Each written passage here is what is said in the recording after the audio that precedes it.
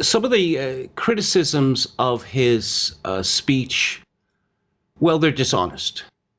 They're wholly dishonest. This clown, Andrew McCarthy, in National Review, he talks about his speech being, incoherent and shallow. Well, I don't think it was shallow at all. We'll get to that. But he says it is true that much of the time American foreign policy is incoherent, or at least appears to be. Mostly, though, that's because it's hard.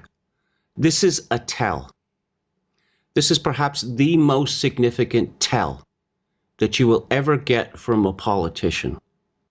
And what that means is, you've caught me. You've caught me out. However, the things that are going on, the decisions that I make or we make, are based on things you common people could not possibly begin to understand. Have you ever talked with a politician and brought up a dispute with him? Asked him, why do you support this instead of that? Or perhaps more to the point, you said that you were in favor of this, and now you're supporting that. Have you ever had such a conversation? Oh, yes. I used to do the national politics for... Well, I first had such a conversation in 1968. In 1969. That I belonged in this thing in high school called the United Nations Club. Mm-hmm. You know, they'd have these mock general assemblies, right? Right. I believe one year we were Thailand and the next year we were Denmark or vice versa. Georgia? Pardon me? Georgia? Yeah. Sorry, that's like community. Yes, joke. the obligatory community reference this week. And there was a politician called Ray Perot, and he represented my electoral district in British Columbia.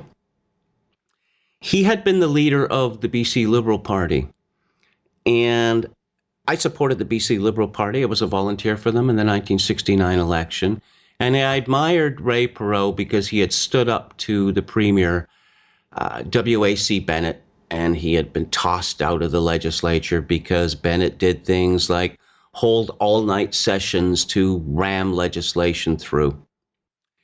And so I was thrilled that he was running federally in my district, and I did what I could to support him. And then the next year, he gave the speech at our UN Assembly. So I went up to him after the speech, and I had a bone to pick with him, because the very first thing that the Trudeau government did was to enact legislation which scuttled the ability of Parliament to delay any legislation. Since that time, it's now been possible to ram through legislation literally in 2 to 3 days from start to finish. Now, I'll tell you that when one wears a name tag all day long, or for a couple of days, one forgets about it. Have you ever had that experience? Of course, yeah. And so common. I was talking to Ray Perot, I don't know, for 10 minutes, something like that. And he, as politicians tend to do, he looked deeply into my eyes, as if he were examining my very soul. And he kept calling me Kevin. And I thought, wow, I met him a year earlier for just a couple of minutes, and he remembered my name. And then people from my school said, you idiot.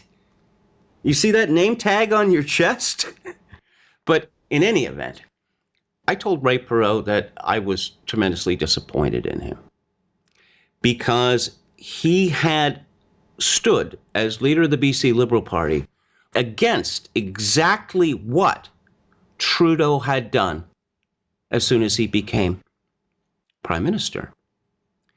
And so he leaned towards me and looked deeply into my eyes and said, well, Kevin, what you don't understand is blah, blah, blah, blah, nothing, nothing, nothing, nothing.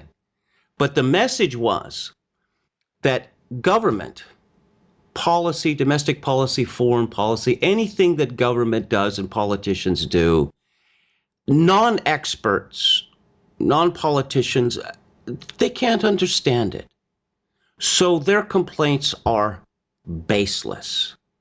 So whenever you hear someone say something like that, American foreign policy might appear to be incoherent, as Andrew McCarthy does, mostly though because that's hard, what they're saying, in effect, is we're lying.